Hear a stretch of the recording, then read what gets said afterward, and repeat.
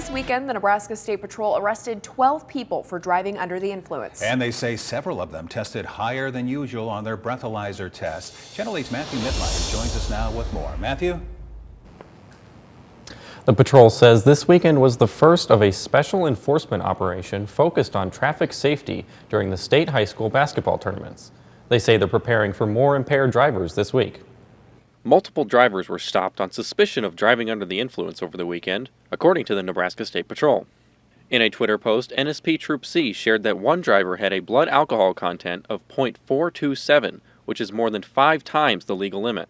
That's really quite incredible. This person could even function or walk, let alone get behind the wheel of a vehicle and drive. This is why several of our troopers target drunk drivers.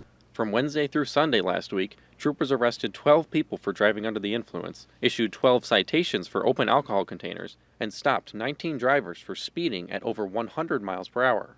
They also shared the tests of 3 other drivers who had a high BAC over the weekend, including one that reached .384. Sergeant Peltzer says troops are trained to look out for the signs of drunk driving and are prepared to perform field sobriety tests for any driver they suspect is under the influence.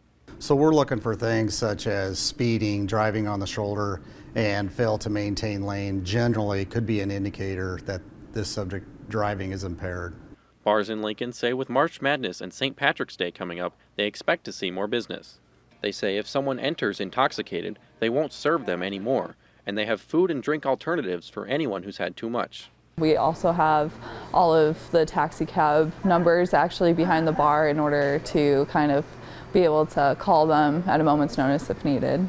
At the end of the day, you're not just putting yourself at risk by drinking and driving, you're putting other people out on the road, pedestrians at risk as well.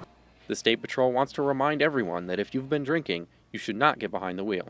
It's not worth it. There are so many other ways. If you're going to go out and consume, have a plan before you leave. That's the bottom line. We're talking Uber, a friend, walk, ride a bike, taxi.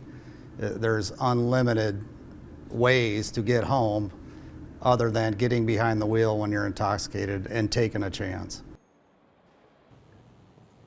State troopers will continue their special enforcement operation during the high school boys state basketball tournament this week, which starts Wednesday and runs through Saturday. All right, Matthew Midlighter, thank you so much for that report.